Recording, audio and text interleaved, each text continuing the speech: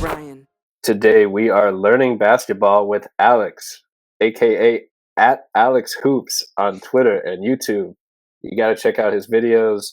He has full breakdowns on players and actions and different themes around the league that really go in depth into these breakout players throughout the season. We're going to talk on Scottie Barnes, Franz Wagner, Jaden Ivey, Amen Thompson, LaMelo Ball, just all these players, and probably hit on a few more as well. He's also co-host of the Media Pass with Matt Issa. And, I just can't wait to dive right in here with you. Alex, how are you doing today? I'm doing good, man. I appreciate the introduction. I'm excited to be here, excited to talk some basketball, and let's get into it, man. I'm excited. No doubt. So, on the YouTube channel itself, you're getting a lot of views, man. I'm sure you've noticed. Like, you put up a video, it's getting 10,000 views in the first day. You might hit, 50 in a couple weeks, and there's a couple on here that are a couple 100,000 views. I mean, what are you doing so right to make that happen with your basketball breakdowns? More than these very illustrative thumbnails that I gotta give you a little shout. Like, they're all cool. Like, you got a little half court action in the background. You got the player. You got the title. Like, it makes me want to click and watch on all these. So what are you doing right in the video editing space to kind of have such a popular YouTube channel that has also translated to your Twitter network? I'll let you know when I figure it out, man. I just YouTube is. I always say that, like, navigating like the YouTube algorithm and stuff is probably my least favorite part of what I do. Because if it were up to me, I could just have like, a thumbnail that's literally just like a frame of what I'm talking about from the video, or just like a picture of the player that I'm talking about. And then the title just be like Franz Wagner film breakdown, or Anthony Edwards 3-point shooting breakdown. And like, it'd be as simple as that. And I don't have to make it super like, I guess, gift wrapped into this nice box for the YouTube algorithm. But unfortunately, the game's the game, so I gotta play it. But man, you're playing it right. What you described is basically my YouTube channel, where I don't necessarily put that extra effort into the thumbnails, and I essentially only started making YouTube videos because of the video limit on Twitter, and sometimes the highlight or the breakdown of the game film would go longer than 2 minutes. It might be a 10-minute video. I wasn't really trying to be, a paid premium member of Twitter at the time. So I figured, why not just start a channel and get some videos on there? So the way you describe it is pretty much what I've been doing. So now I see the first step towards, your stardom over on YouTube is, got to up those thumbnail designs. So it's good to know. Well, see, it's a double-edged sword, because you can see in my last like 8 videos or so, I've been trying some different thumbnail styles, but I did the same like thumbnail for so long, and then now it's like not working as well anymore. And I'm like, gosh dang it. Now I have to, instead of being able to focus all my attention on just like watching basketball and writing about basketball and making videos about basketball, it's like, crap, now I got to work on like a new thumbnail design. Yeah, it's all these little things templatized. Right, yeah. These like little things that have nothing to do with the basketball itself that really take up a lot more time than the viewers and the listeners might actually realize, like, is going into this, where you might, the actual work is fun. You're thinking about basketball, you're breaking down basketball, you're talking about it, you're probably writing about it, and then converting that into a script of sorts, or just an outline to hit on, to talk about a certain player. You're watching all the film, and then we end up spending just as much time like just trying to make it look just right for the algorithm, that we don't really know how it works exactly. So it is a challenge in of itself that I don't know if the average listener or YouTube scroller actually realizes how much effort goes into that. So shout out to you putting in that work. And speaking of these videos, what is your process when you're watching film? Maybe you're looking through some stats at home and you notice a trend, and you want to make a video on that. Maybe you're watching, Franz Wagner do a bunch of pick and rolls and be like, man, he's really been killing it these last few months. He's playing like an all-star level. He's having a breakout year. what is the inspiration for the videos themselves that lead you to say, that player, that action, that trend is what needs to be my next project? I would say like it's kind of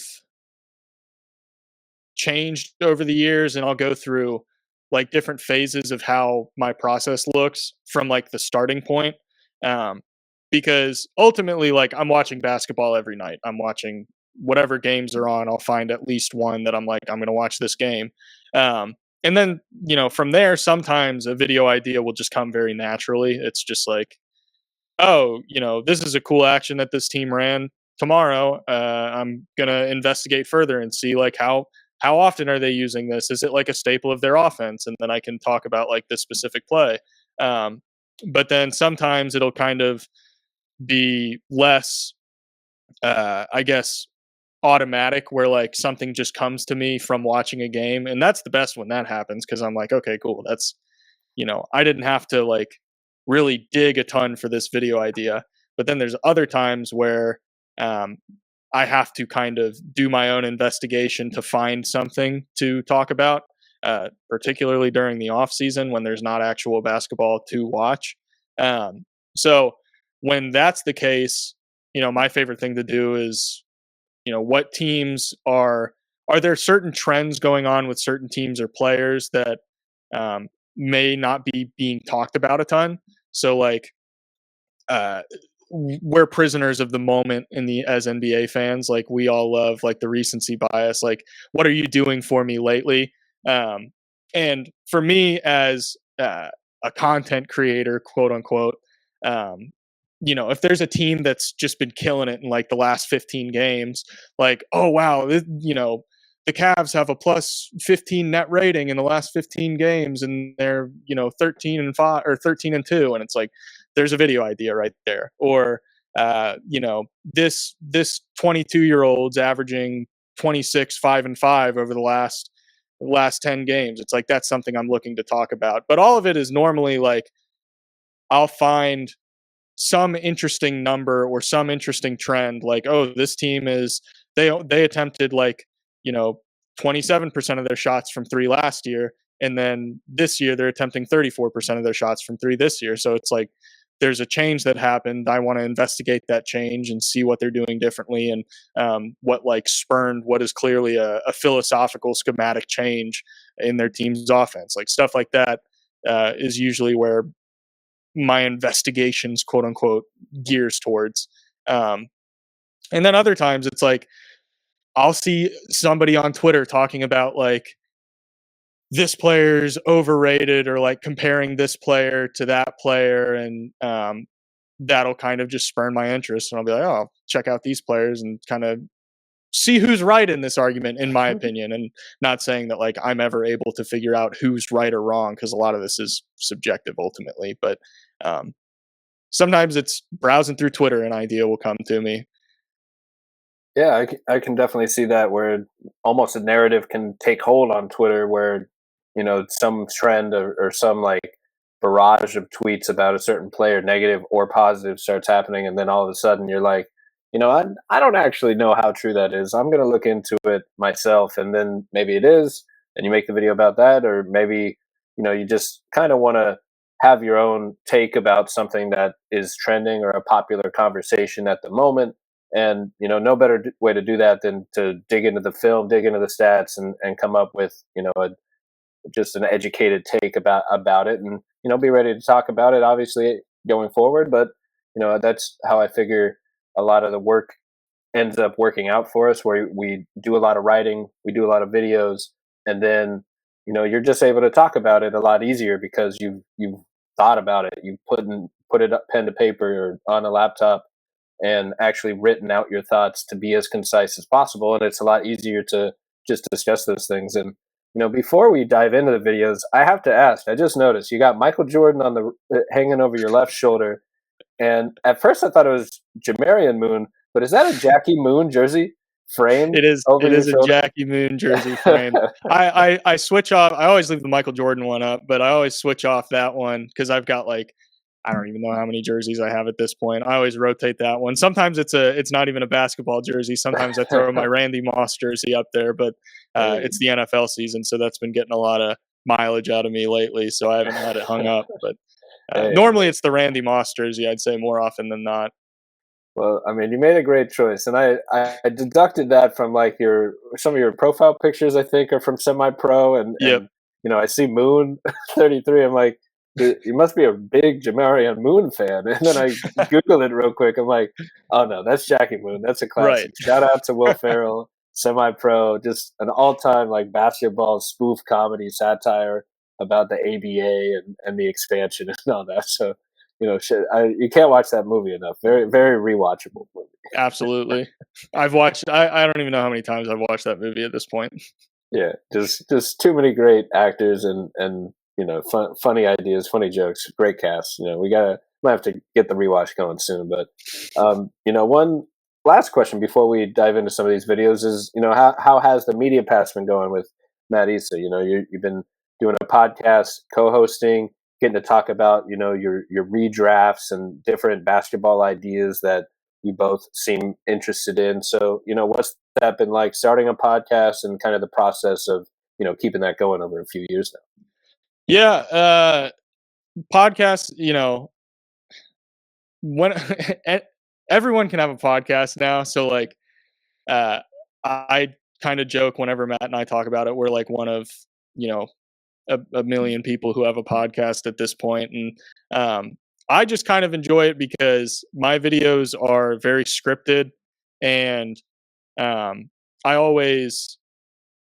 there's a lot of stuff that I will kind of takes that I get from watching games and watching film and spending, hours a day at my computer scrolling through, the NBA stats and dunks and threes and all that. And there's not a ton of stuff there's only so many things that get turned into videos. So I like doing the media pass because it gives an opportunity to talk about things that I otherwise wouldn't get to talk about on the channel. And also, like, what's better than talking about basketball by yourself into a microphone than talking about basketball with somebody else into a microphone? I don't have, I don't have a ton of friends who are as big of basketball fans as I am. Like, a lot of them are college basketball fans. I don't really keep up with college basketball too much, simply because that to me is a whole other world. I am not nearly smart enough to be like a draft scout. That's again a whole world that I'm not even like close to comfortable talking about, because it's just like a science of its own. So with the media pass, it's like just another opportunity for me to talk about basketball when like my only other way to talk about basketball with other people is on Twitter and Twitter group chats and whatnot. And that's always a blast. I don't have a ton of opportunities because not everyone's is like, so I have friends who are fans of one basketball team and they'll casually keep up with that team throughout the season. But I've kind of realized over the years, like, not everyone wants to keep up with an 82 game season of all 30 teams. It's like, that's kind of time consuming, and I understand. Yeah, I hear you. It's like, and the diehards of a team, like you said, maybe will keep up the best they can, or just catch a game when they can. And there's definitely a big difference between the kind of this basketball community online that is hyper focused on every play, let alone every game, versus the casual fan that especially as gambling takes its toll in and enters the fold, which kind of also affects those casual fans, which it isn't great on all aspects there. But outside of that, definitely fans just kind of want to catch their favorite team every once in a while, maybe after work, and catch a good game. And it's cool to kind of have that mix. And like you said, that's being able to talk the game and with people that are interested in it is another reason I started this podcast as well, and trying to get to know people like you and around the media that I haven't actually gotten to talk face to face with, and we've followed each other's work for a while online, but it's cool to finally connect in this way and just talk some hoops and share thoughts on what we're seeing about the league. And so appreciate you hopping on, and I'm glad we were able to do this and jump right in. So yeah. So I figured we could dive into some of the players and even some teams or actions if you have anything in mind that's really caught your eye lately. I know, you have a lot of player videos, but you also, throw on like how the Thunder makes defenses look clueless was something you did a month ago with their offensive actions. So, we could hop into, some actions as well if anything's caught your eye. And I can bring up some of those videos here on the side screen here while we're doing it. But if you want to maybe start with that one with the Thunder and what's Yeah, caught your let's eye do it. there, cool. So I'll bring that up and hopefully skip these ads. But you never know with YouTube; they might just hop right in. Yeah, we got the Scrubs doing their thing, Scrubs guys. So shout out Scrubs guys. They deserve they deserve this opportunity. All right. You're getting free advertising. Yeah, good for them. Oh, we lost it. All right. So, what are the Thunder doing to make NBA defenses look clueless? And I got the video rolling now. You cut out a little bit, but I got you back now. Gosh, it's always weird seeing yourself on camera. But this whole video was from their season opener, and obviously, like a lot of people know, I'm a Thunder fan, but I try to hide my bias as much as I can, even though I think to an extent that's impossible. But it was interesting watching this game because there's obviously a ton of new personnel for the Thunder. They're kind of playing differently than they were last year. You've got all the different stuff that they're able to do now with things like Chet's improvement as an overall scorer, J-Dub being a more aggressive shooter. And then obviously on the defensive side, you've got like Caruso's in the fold now. And this video, I kind of am mad at myself because, I enjoyed making the video, but and actually, if you want to pause it on that touch Miami, I think this play is a really interesting one.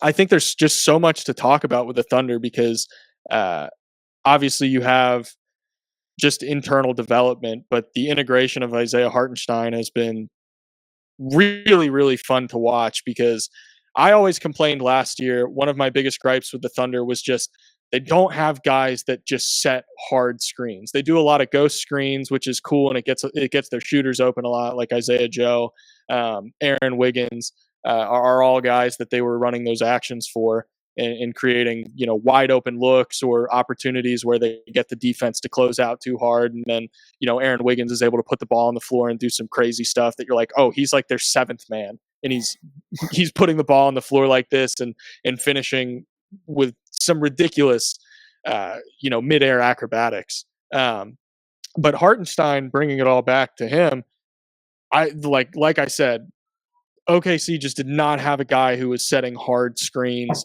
that were basically guaranteed to create some sort of advantage. Like Shai is a fantastic driver. There's no doubt about that.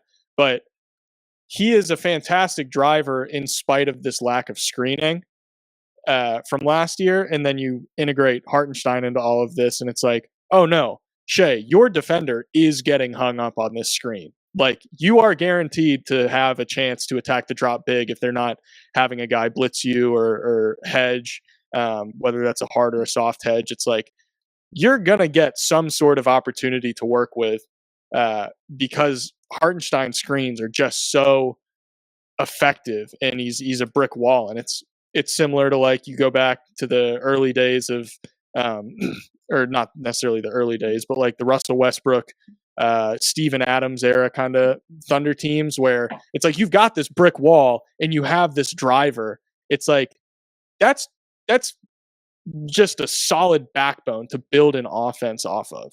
And it's cool that we're in this new generation of the Thunder, but some of the same principles are there of like, yeah, you have this otherworldly driver. If you give him a brick wall to work with, he's going to make magic happen. And that's why this video, it's like, I had so much fun making this video and diving into everything that the Thunder did in this game. But this was still not even the fully realized version of the Thunder because Hartenstein wasn't back yet. Sure, and this play was really fun. Yeah, sorry. I figured before we hop right in, I mean, yeah, I can see how, like, it's going to be fun to actually see the full picture. I don't even know if they've actually played very many, more than a handful of games with everybody healthy. And a lot of teams can say that, but, you have the number one defense, you bring in two of the best impact defenders in the league on top of that and don't lose anything. And they fit pretty dang well offensively, especially Hartenstein with his just everything you mentioned, strong screening, the little floater in the paint, the just connective passing, can make really nice reads and just fits perfectly. And I really like that comp with, just Russ and Adams. You have a super strong screener, someone, and the guard super able to, super agile around those screens. And obviously Russ is, extremely explosive. And then Shai is a little more, decelerating and herky jerky and kind of going wherever he feels like going to get to his spots. But, just the idea that you can create a little bit of an advantage for those guys is all they need in the first place to get the shots and looks that they're looking for. So definitely just a natural match on both ends of the floor. And yeah, I mean, they just have so many, I don't know how they keep doing it. They just have so many good basketball players, long, defensive, smart on both ends. Most of them can dribble, pass, and shoot, hit the open shot, attack the closeout, keep the ball moving, and you're surrounding, a superstar in Shai, rising all-star level players in J-Dub and Chet in that type of way. And, we'll see if they hit that. But it's almost like you just have an all-defensive team just flanked around Shai, who's pretty much that caliber defender himself. So, it's just insane that they're able to collect and form that much talent. And then also, it's not like they're just long defensively and can't, shoot or something or can't score. Like they're a top 10 offense. They're able to create these looks. So, dig into this one for us with the touch Miami, where you got the quick pass to receive the handoff and then a DHO followed by a ball screen for the offense here. So, one person I got to shout out, and you're familiar with him too. I got to shout out Joe Hubert, because he's the guy whenever I'm watching film and I see a play that I've not labeled. I've recently, I'd say over the past 8 months, gotten into labeling plays and learning the names and what the names of the actions mean. And the more I've gotten into that, the more I've realized I don't know anything about all that. So it's always a learning process for me, which is fun. I love that. But Joe is the guy that I always, I see a clip and I'm like, hey, what the heck is this? I've never seen this before, because I know he's going to be oh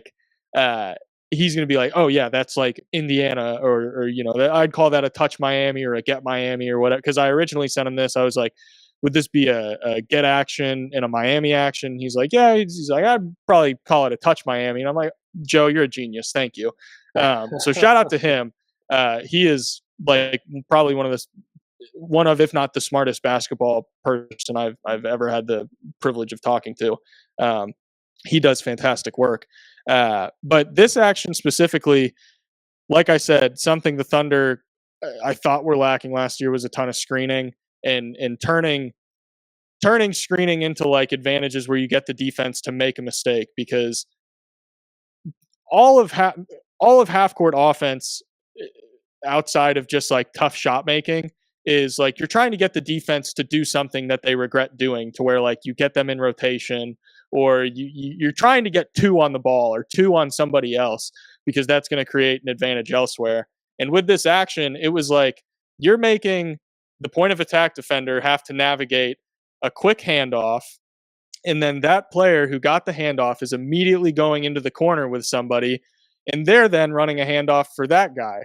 So Strother on this play, he's coming down to run this handoff. He's got to make that quick decision to switch onto Shai.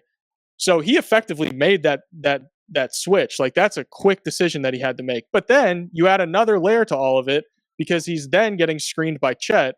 And all of a sudden, before you even know it, Denver has two on the ball. And you've got Westbrook on Chet, because, I mean, you don't want Chet to be open on the roll. And then you end up with Strother on an island. It's like, I don't even think that's the best way that this play could have gone for OKC, because you look at how they ended up, and it's like they had Isaiah Joe wide open on the wing. They could have just hit him for an open catch and shoot. That play, shout out AJ Mitchell. He's been fantastic this year.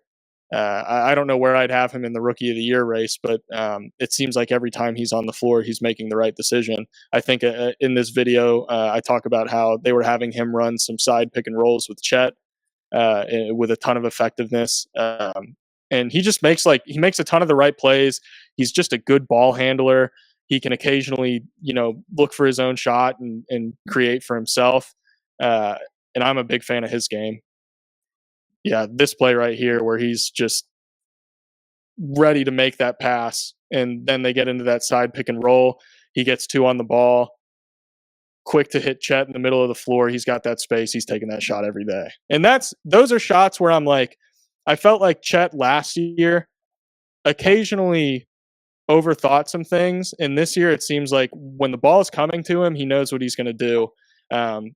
I noticed it more when he was on the perimeter last year, that indecisiveness, but this year, obviously, he's out for an extended period of time, but this year he's making so many quick decisions, and I think we saw it in the just sheer point output.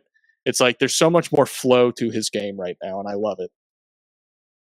Yeah, I mean, some great points on the offense and the screening and Chet. I mean, it's a great way to create advantages, create little mismatches, especially when you draw 2 or draw a switch. Like, it might not be that initial switch that is the mismatch, but then you end up with a guard on Chet. And to me, that was something that really I had him number 1, and I'm a Magic fan, and I'm happy we got Paulo now, but I had him number 1 on the big board, projecting him to go to Orlando back then because of things like this. Like, his potential as a tough shot maker in the mid range really stood out to me. And maybe he needs to bulk up for traditional big man type of things still, but it's not exactly his game anyway. Like, he can, in my opinion, follow that Kristaps route, be a shot blocker, a pick and pop 3-point threat, a tough shot maker over mismatches in the mid range, and like you pointed out, the decisiveness this year with him as a screener, especially just knowing what to do and where to be. Like, if he has a height mismatch in the post like that, like you said, like it's easy money, barbecue chicken, as Shaq would say. Like, anytime, he's got to do it. So, and yeah, there's just AJ Mitchell, Isaiah Joe. They're loaded with talent.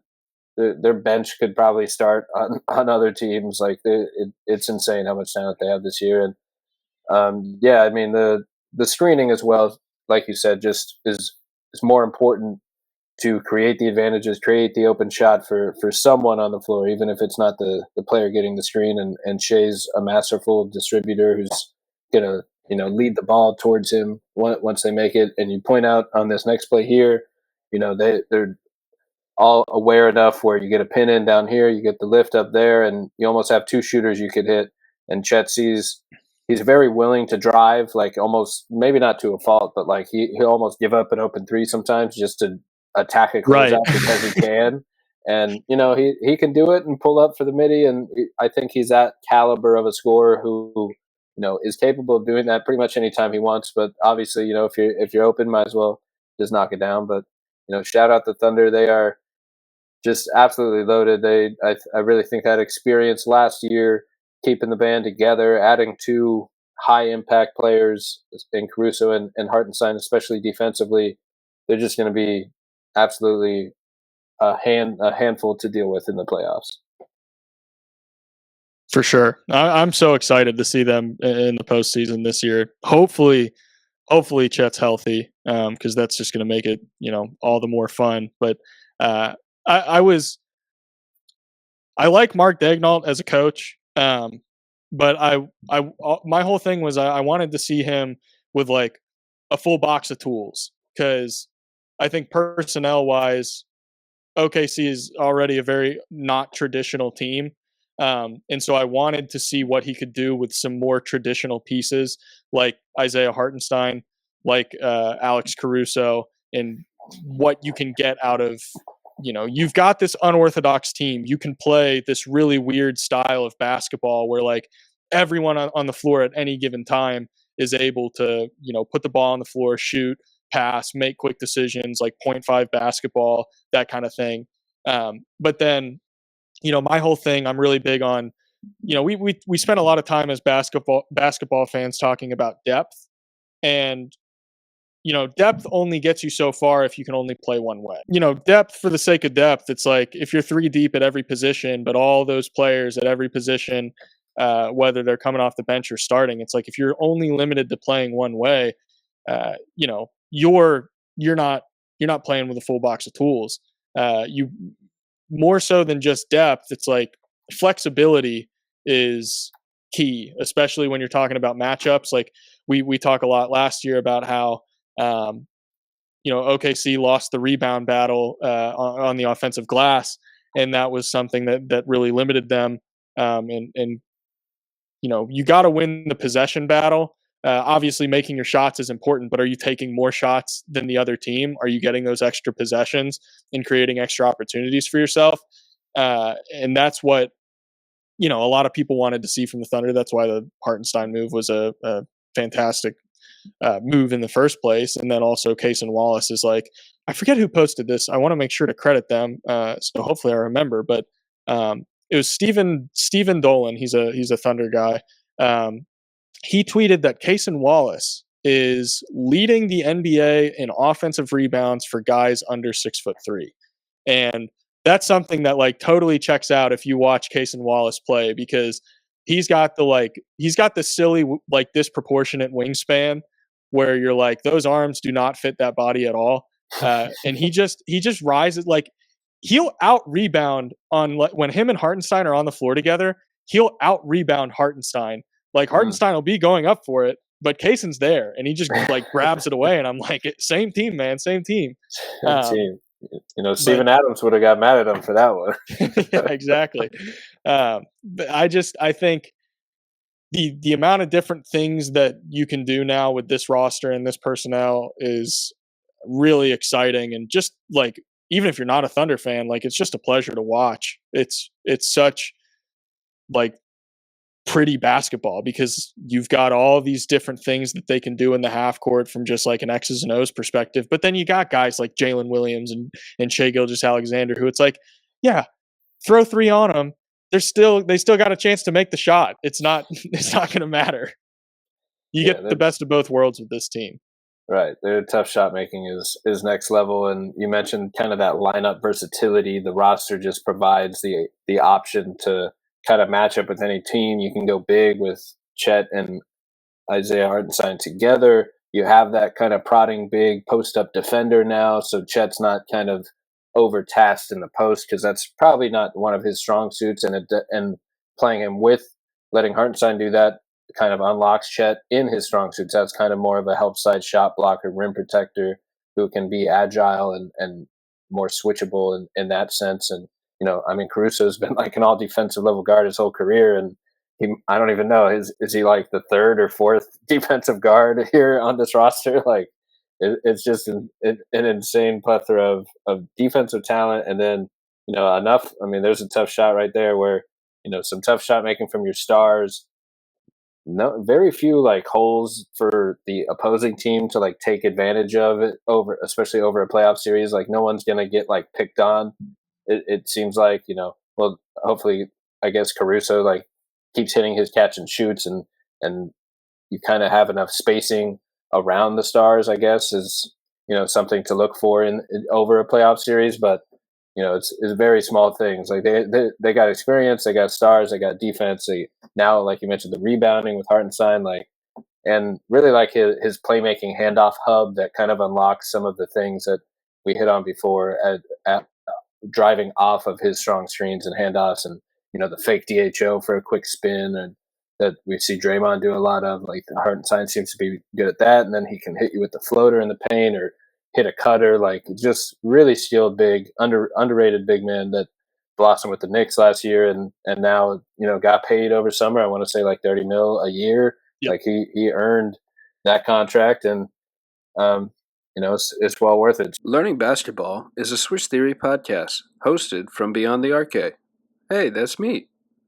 You can find my work on Twitter, YouTube, Substack, and check out the team's writing at theswishtheory.com. So, I thought we could move around to some of these other players that you've highlighted and maybe hit on Scottie Barnes first here. We got, Scottie and Franz lined up, so we're not going bias either way here. They're two like top point forwards from that draft.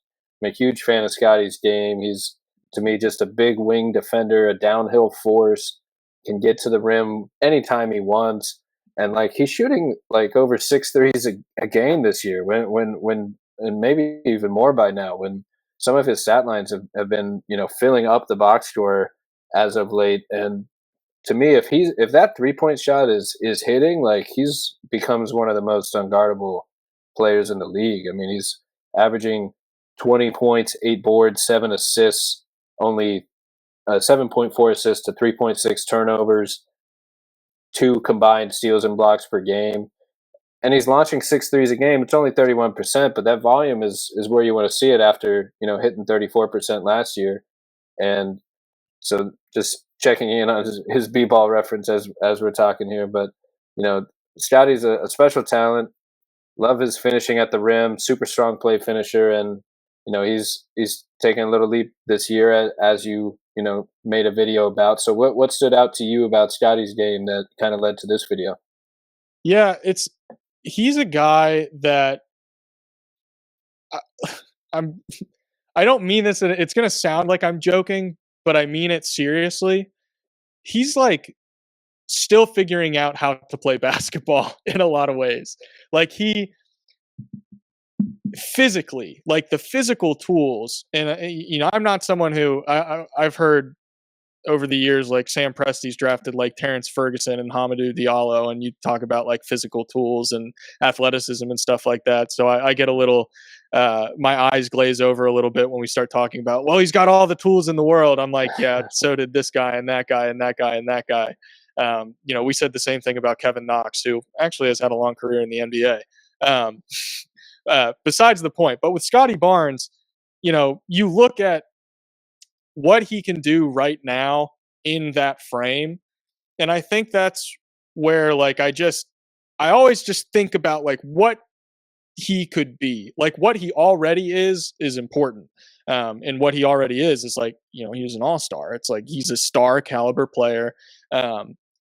Is he like a guy that you're going to like, they're building around him, but is he going to be, you can build around a guy even if you don't think they're going to be like your number one option. I think Scottie is a guy who like, do I think he's going to be like a 27, 30 point per game scorer that is like your go-to guy in a playoff setting, number one option? Like, no, not necessarily, but that doesn't mean I don't think you can't build around him, because you talk about like, what's the meta in today's NBA?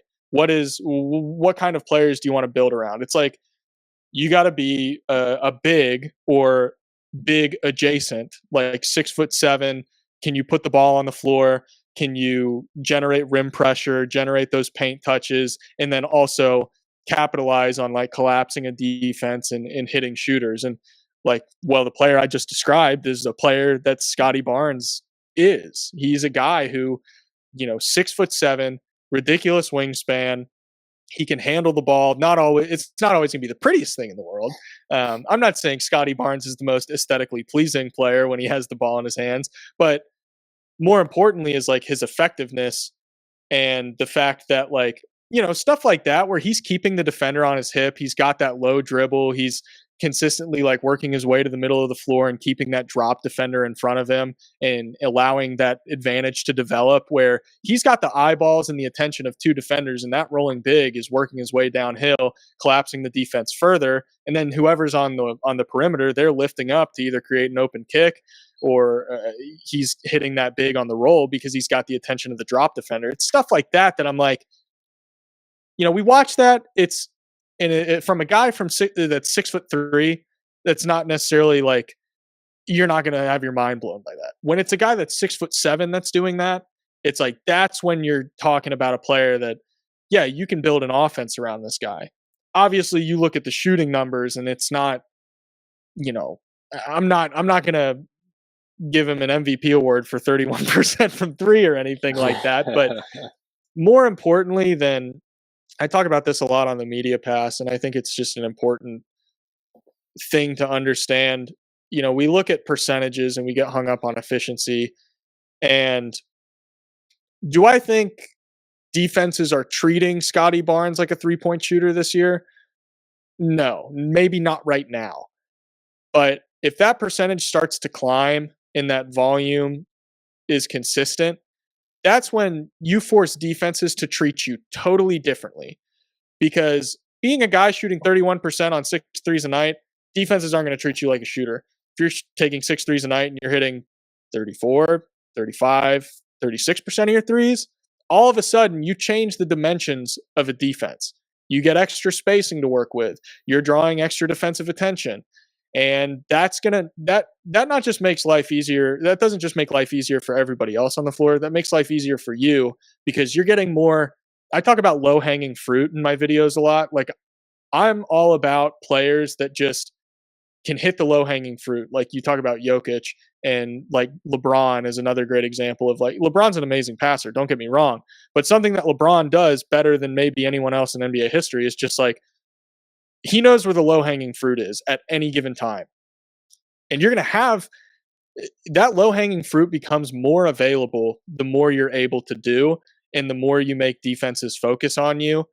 And like, you watch a guy like Jokic, who we might end up talking about during this episode if we get to him. But like, Jokic is a guy who generates so much low hanging fruit because you'll look at plays where everyone on the defense, if he has the ball in his hands, everyone's ball watching.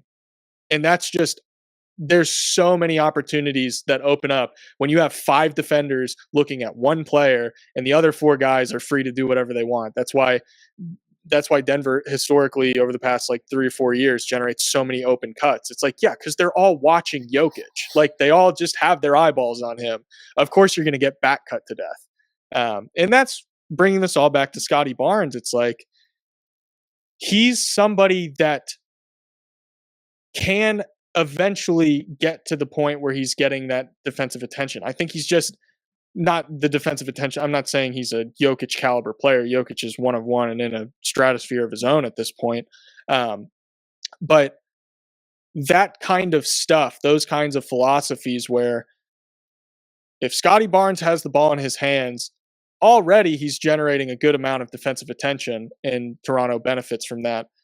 And I still feel like we haven't seen everything yet. Like, we're still, not only have we not seen everything yet, I still feel like we're not really close to seeing everything yet.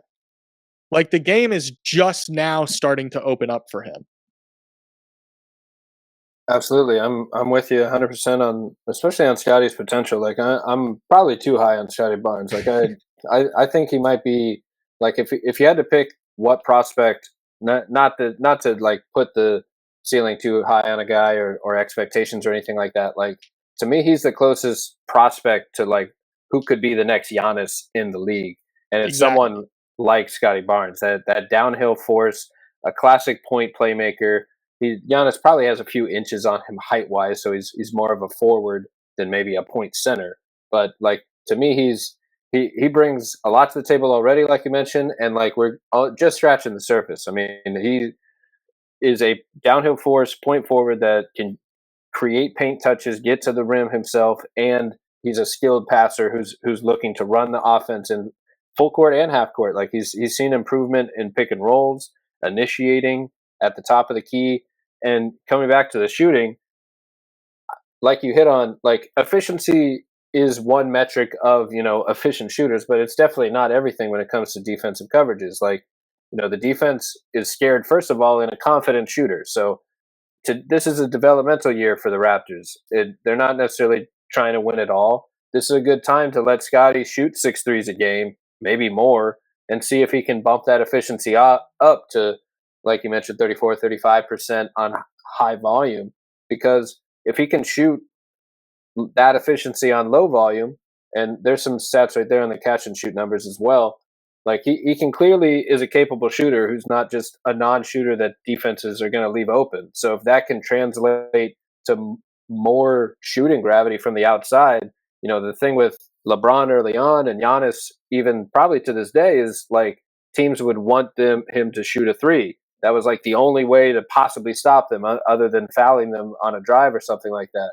And that would it's not even a weakness. It's just like the only thing that gives defenses a hope is letting them do that. So that's probably where Scottie is at.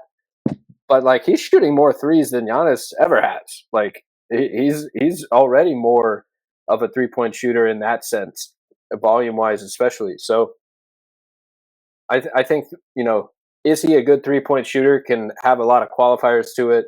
Comes down to the context. Comes down to how tough the shots are. Is he creating them on the ball, step backs or pull ups? Is he just sitting wide open in the corner for a wide open catch and shoot three, where the efficiency is probably going to be higher, but it's not as difficult of a shot, and he's doing both. And so I think like you mentioned, as he shoots more and more volume of threes, that the defenses will be forced to respect him from downtown, and that will just open up everything else for the rest of his game, like you mentioned, as a passer, and open up the downhill drive, give him maybe one more step to attack the rim if the defender's actually coming all the way out on him.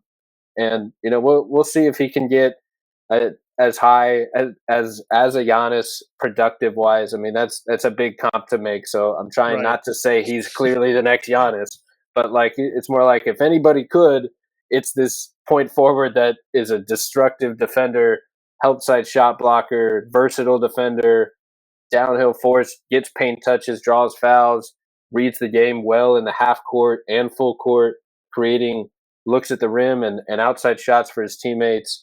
Like clearly a big wing defensive ace that you put the ball in his hands, he's going to grab and go and look to attack forcefully or look for his teammates on the kick out. So, he's a guy to me, like I definitely think he can be a kind of, let's call it an engine, even if he's not doing all the scoring himself. Like even if that efficiency never comes, like he can be a half court distributor, a full court distributor going forward. And he's only 23 years old. Like he's still probably got 2-3 years before he really reaches that next level of his early prime. And he might have another 5 years of a late prime where some of these skills do fully develop and we see an increase, because it really is just kind of seeing that efficiency tick up to see some of the other production numbers also go up with it. And this is the year for the Raptors to do that. Maybe they make his life easier, get some other scorers or half-court creators to unlock him as a play finisher as well, where Giannis was one of the league leaders as a pick-and-roll man, even though he's also a point forward, running the offense sometimes. He's also one of the best rollers in the league. So, like, if you kind of use him on and off the ball, take advantage of what he clearly can do, and then and give him reps into what you think is realistic to potentially develop. And I think he's a star in this league for years to come. Absolutely.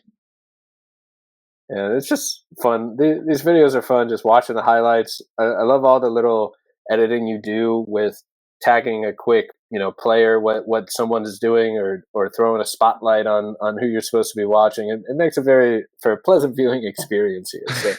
So shout out to you. I try. Your editing here.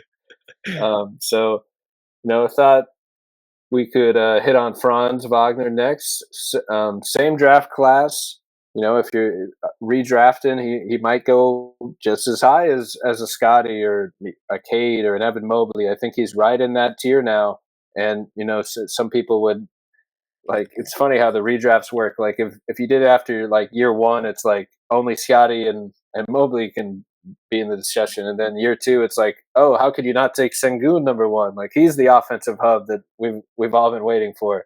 And now year three, it's like, oh, maybe it's back to maybe he's fifth actually, and Suggs is having a little bit of a breakout, so he's back to where he started. So it's just funny, and always it's hypothetical anyway, how quickly things change, and maybe we should just all wait a handful of years to do the redraft before we make definitive takes that we believe wholeheartedly forever.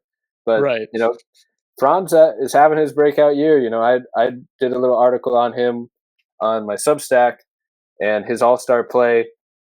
Orlando hasn't lost at home this entire season. Going back to the opening line was like they haven't lost a game since Shabuzi dropped his remake of Tipsy, and it's still true. They're one of the only teams that hasn't lost at home, and literally I forget the month, but I think it's like April or May. So just going back for forever, and a big part of that is Franz Wagner. Like he had a stretch there once Paulo went out of putting up like 28, 7 and 7 for a month, and part of it, I got to shout the competition has. I would say it was a very easy stretch schedule wise, but a trait of a good team is beating the team in front of you. It's beating up bad teams and being competitive against the best teams. And like he's clearly, to me, if he didn't get hurt, he was clearly an all-star, maybe even higher on those awards ballots. And we'll see if he has enough games to actually make some of these teams once he gets back. But like he's clearly a guy. Like Orlando, if they didn't have Paulo, they would have a bright future just with Franz as their number one guy and this top defense around him. And somehow they have both. Super exciting time to be a Magic fan. And like I think what really stood out this last month is like he can handle full-time number one scoring creator duties and keep your team in a game. Like he can make the reads to the cutters he's a high volume pick and roll guy. Like he might not be an ISO step back midi fade away turnaround fade post up guy like Paulo, but like he can create a lot of good looks consistently with smart decisions. He moves at his own pace. He'll get the defender locked behind him in the hostage dribble in a pick and roll often. He has great chemistry with Wendell when he's healthy, and shown it again with Goga as a strong screener, play finisher, rim roller type. And then he's looking to score. I think he's 6'10". The height can always get me by an inch or two, but he's like a big wing that can get to the rim, draw fouls, and he has these incredible like gliding finger rolls where he'll just kind of like it's almost like an underhand push shot. I don't even know what shot type to actually call it because right. He's just like, sick pass right there, swing pass, but he's just got his own little shot where he's like gliding away from the rim, but still like floats it up and on a little mini hook. But another big thing for him this year is the step back threes. Like he's finally got his 3-point percentage back up. It looks like last year was more of an outlier, and he's back to like his 35% career rate.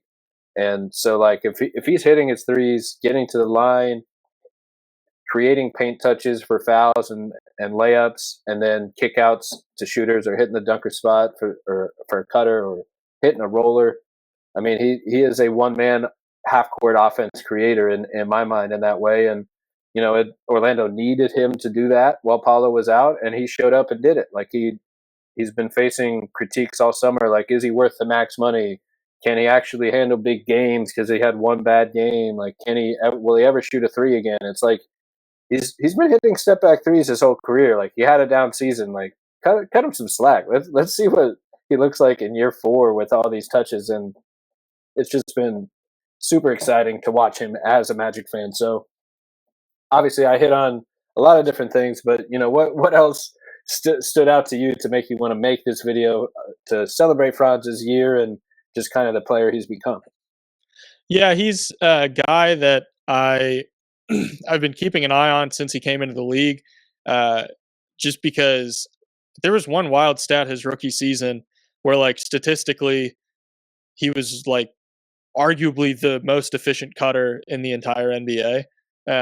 Just in terms of like on the cuts that he made, I think he was at one point in the season during his rookie year shooting 100% on cuts. Like he had not missed a shot off of a cut, which you think about what a cut is and what constitutes a cut. If you're making a cut to the basket and you get the pass on the cut to the basket, you're probably going to have an open shot. Cause like, if you even have the opportunity to score off of a cut, a lot of the time you're making that cut in the first place because the defense messed up. And like, if it's a back cut, you're getting an open look unless there's just really good like interior help defense waiting for you, which not a lot of teams actually have that. That's a very valuable player to have in the NBA. So Franz being able to cut like he's able to is like, you talk about low hanging fruit.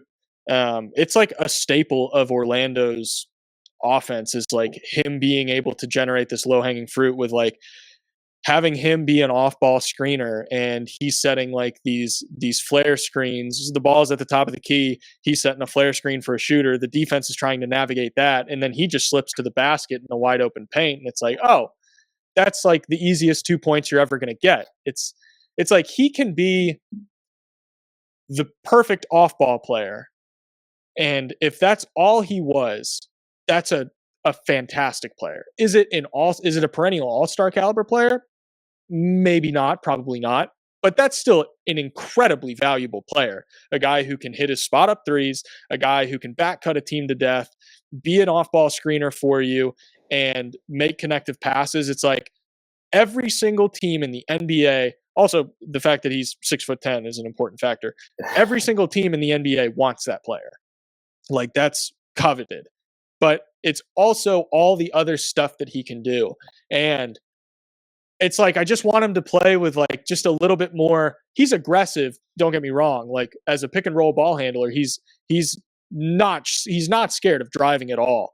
But where it comes down to is like, yeah, he's hitting those step back threes. He's taking a high volume. It's like, it's not that he plays robotic right now, because I don't think that's the right word. Sometimes I feel like he plays a little tight. It's all very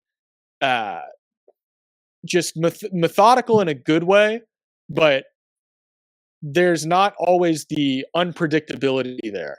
So that's something that I think is going to be like a developmental point for him, is like not just being able to do like all the right things. Like, part of me sometimes wishes like he would make more mistakes and be a little bit riskier. And that's something like we talk about with like the difference between, what's the difference between a Tyus Jones and a Trae Young? Trae Young's turning the ball over way more than a Tyus Jones. Tyus Jones has like a 7-to-1 assist to turnover ratio. And it's like, yeah, because Tyus Jones is making the safest pass possible on every single play. He's not generating a ton of high value. He may be generating assists, but they're not necessarily high value assists. It's like Trae Young's generating a ton of high value assists because he's risky. He's risky with the ball, and you live with that because chances are, if he's generating an open look for somebody, it's a wide open corner three or it's a lob pass directly at the rim for a rolling big. And that's where Franz Wagner, he's really good at generating those high value assists right now.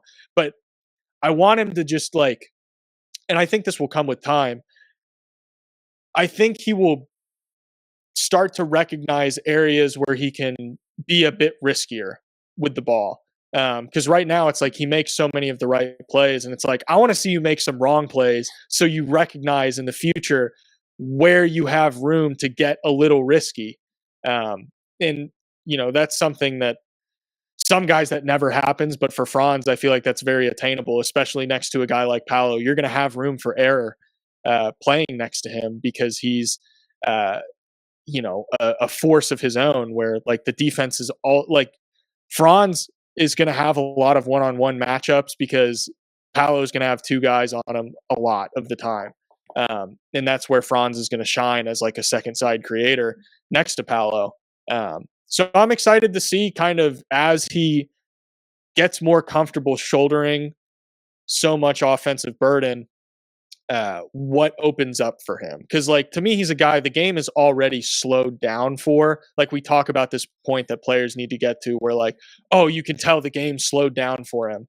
I think Franz, the game has slowed down, and now I think for him it's going to be about like learning how he can speed defenses up and make defenses stay on their toes a little bit more. Not that he isn't already doing that, just like more of just an aggressiveness thing, I guess is what I'm trying to say. Hopefully that made sense. Yeah. I mean, he definitely is methodical was on the tip of my tongue, and like he's a very safe player and a very routine player. Like he will kind of do a lot of similar type of things to not make mistakes, as you're saying. And I think he uses a lot of screens. So like it looks like half of the plays that you watch him look exactly the same because he's getting a high pick and roll screen, maybe at the top of the key, maybe it's an angle, maybe it's on the side, maybe he's doing a zoom related handoff like Chicago or Miami where he's running around a handoff into a screen with a little head of steam.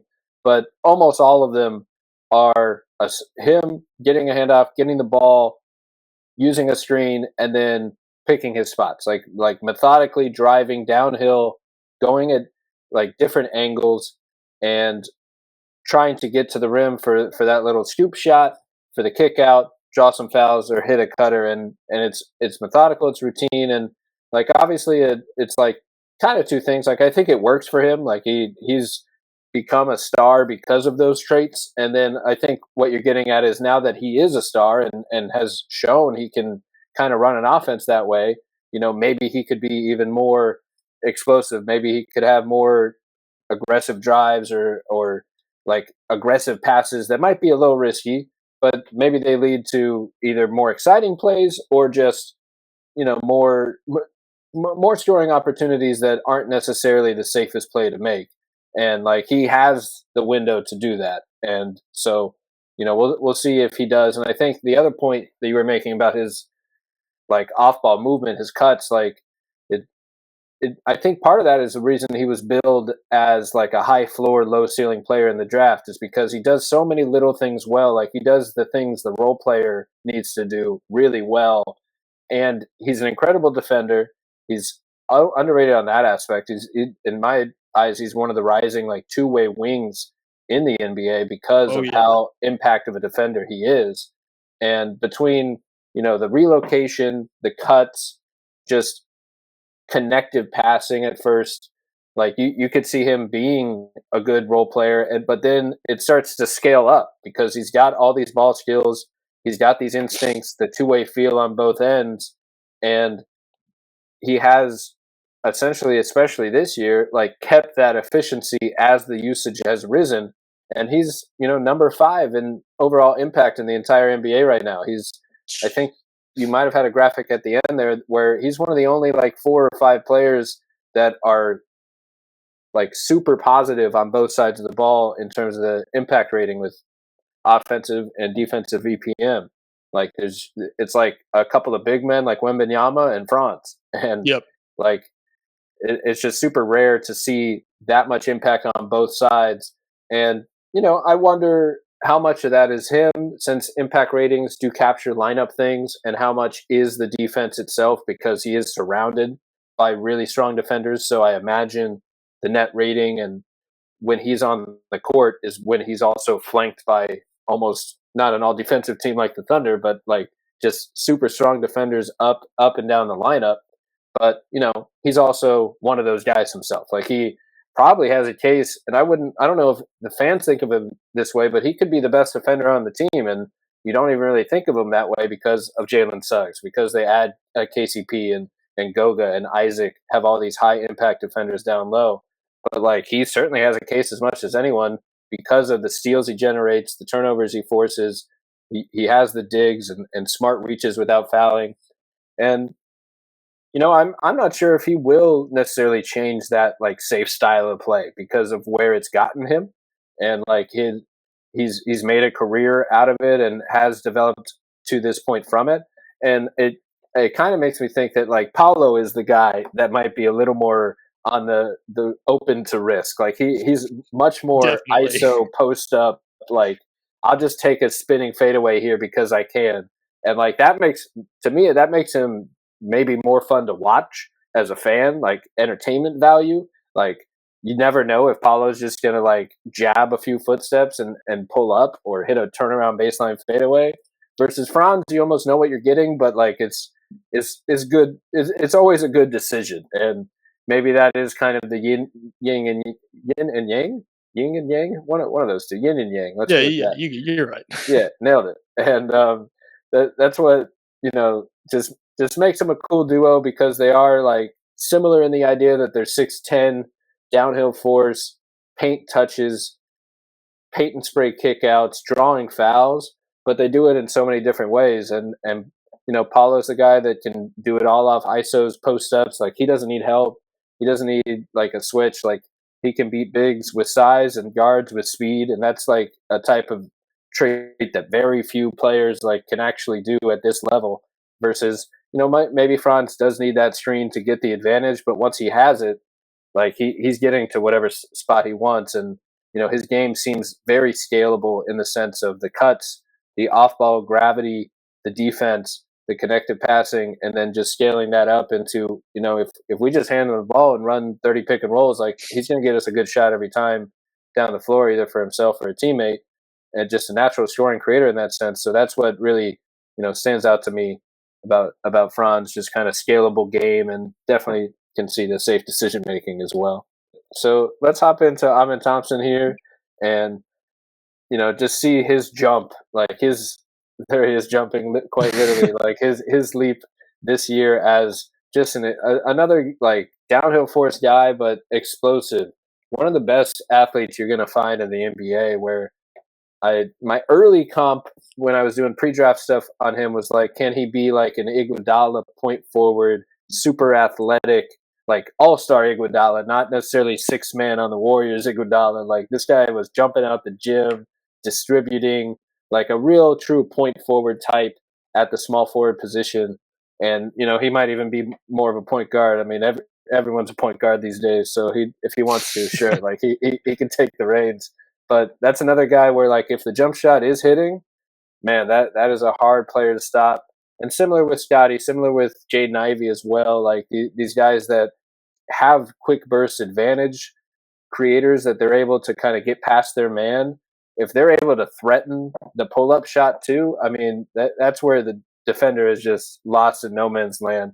So, I know he's been one of the high impact guys, especially with Tari Eason off the bench for Houston, and they have so much talent. Like, that's another team where like the bench could like start and they could flip the rotation around and just start the bench guys, and they might be just as good because they have so many like strong defenders, ball movers, play finishers on both lineups. And so what's really stood out to you about Amen that has led to this video, like the defensive instincts? I mean, he can just go on and on about his game. Yeah, my whole thing with this video was like, I think there's going to come a time where, like, I think the NBA, like, player archetypes are getting so weird, and you have all these like diverse skill sets, and they're all being packaged into like these really different, physical packages where, like, he's somebody who, if he was 7 foot, then he could just be a center. Like, he could just be your center. But he's, 6'7", whatever he is. But he's also like the athlete that a Ja Morant is, or a similar athlete to Ja Morant. And he's also like among the fastest players in the entire NBA, but he can't shoot, but he can pass and he can defend like any of the best defenders in the NBA. It's like, this is a weird player. And so you look at the fact that he can't shoot, and it's like, okay, that kind of limits your scoring ceiling. But how much does it limit it? Because you're also a freak athlete who, if you really figure out how to, like, not saying he can't handle the ball, but if you really figure out how to consistently, like, if we mentioned the game slowing down, if he can get the game to slow down a little bit and he can start to recognize, how to really manipulate defenses in the half court, all of a sudden it's like, well, maybe it doesn't matter if you can't shoot because you're able to get to the rim so effectively, and you're also a solid passer. And if the game does slow down for you, are you able to have that kind of passing leap where, like, you're manipulating a whole defense throughout a half court possession and generating open looks for everybody else? It's like, I think he has a lot of things that mitigate the impact that not having a shot would have. And, like, you talk about impact, like impact guys. And I think there's a difference between having an all-star level stat line and an all-star level impact. Some guys have both. To me, having an all-star stat line and all-star impact, you're probably closer to like a superstar. To me, Amen Thompson has all-star level impact. Like, you look at his defense and it's it's just gonna. He's an insane defender. Like some of the stuff he does.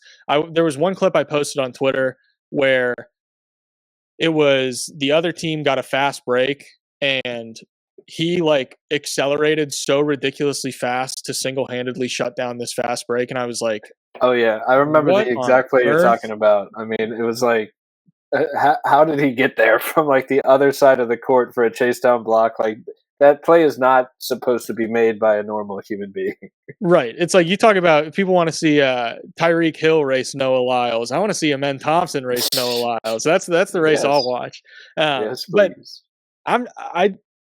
I think he's a player that you can't, and I really, I'm trying to persuade a crowd that doesn't seem to exist anymore, where like I posted that video initially and it was during the off season still, and people were like, you can't be like, you'll get played off the floor if you can't shoot. Like you need a shot in the NBA.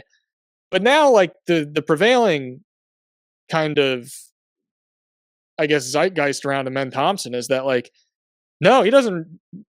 People are saying he should start. And it's like, he's still not shooting. And it's like, that's because we're seeing what happens when, it doesn't really matter if you can't shoot because you do pretty much everything else well, baseline well. And then there's obviously the things that he's really, really good at. And that's like just the cherry on top. And then he's like, how old is he? He's like, he's not even 20 yet, is he? Or he is 20 maybe. Look it up while you're talking. And we talk about low floor, high floor, low ceiling guys, and those guys are usually the older players. Like when you talk about a high floor, you're talking about like the Dalton Connects and stuff. It's like, he might be as good his fifth year as he was in his rookie year, and it's like that's just how it is. And then with Amen Thompson, it's like, well, he's a high floor guy, but he's also like 19 years old when he came into the league, or 18 years old, or whatever he was when he came into the league. And it's like the fact that he's like a guy like Jalen Green, he is about to take Jalen Green's starting spot, where people are saying he should take Jalen Green's starting spot. It's like, that's a testament to, you can be an unorthodox player and still have that impact. And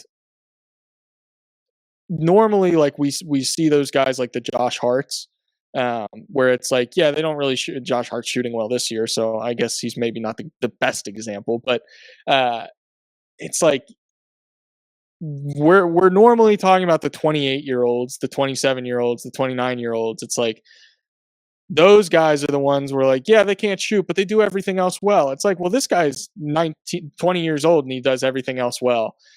And if he can get even just like, if he just gets a floater, like shoot, man, if he gets a floater, it's over. Yeah.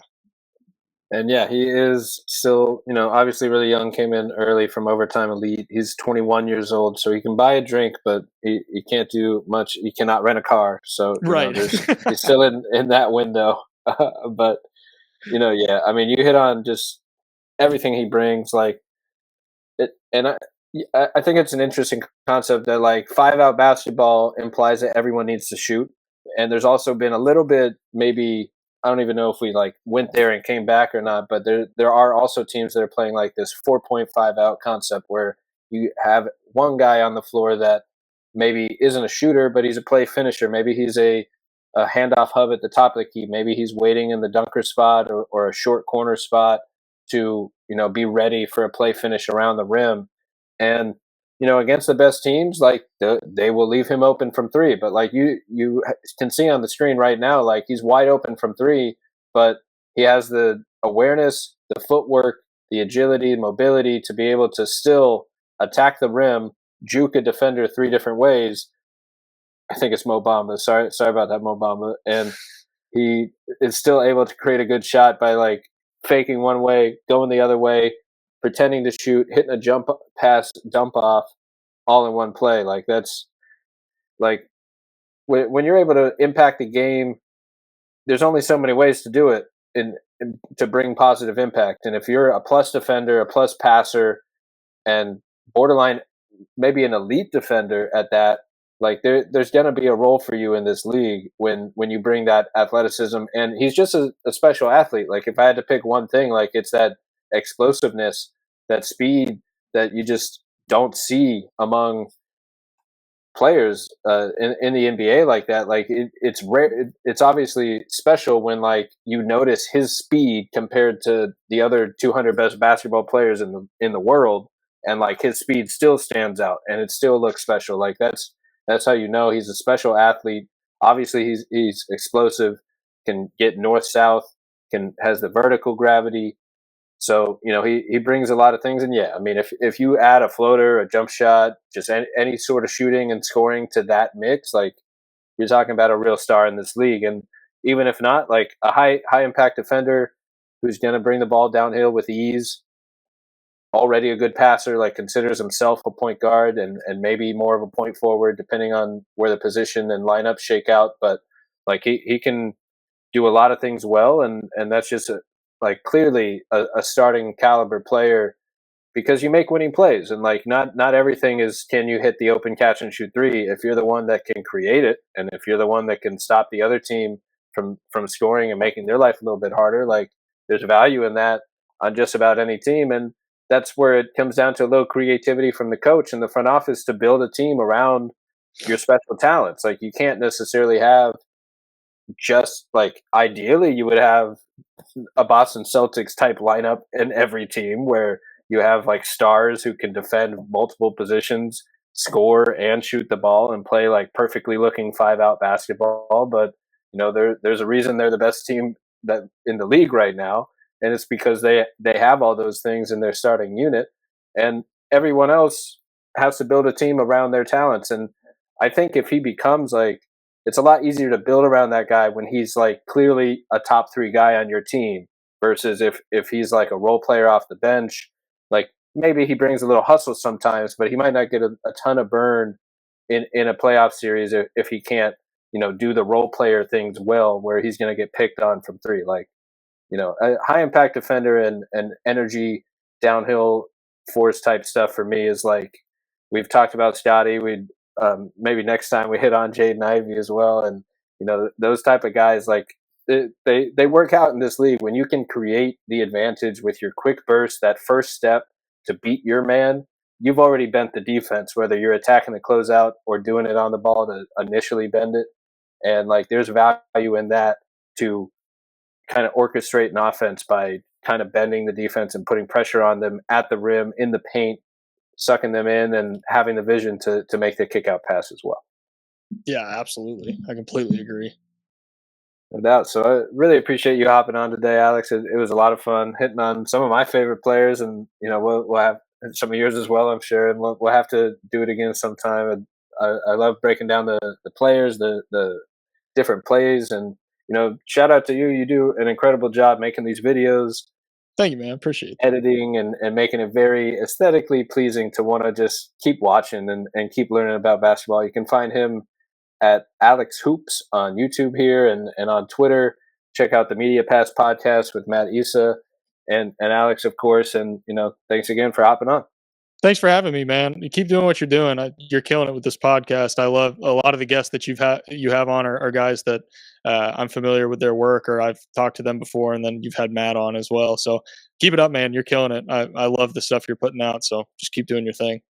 Hey, I really appreciate that. Good to know you're liking the pod so far, and others are enjoying it, and it's just a lot of fun getting to know people that are putting in a lot of work to learn basketball and get their work out there. And the whole point of this pod is to learn something new. So hopefully, I myself learn a little bit about the Thunder, and the listeners maybe pick up something about a player or a play that they hadn't really thought about before, and just a way of thinking about the game. So always fun talking hoops, man. Awesome. Appreciate it. Have a good one.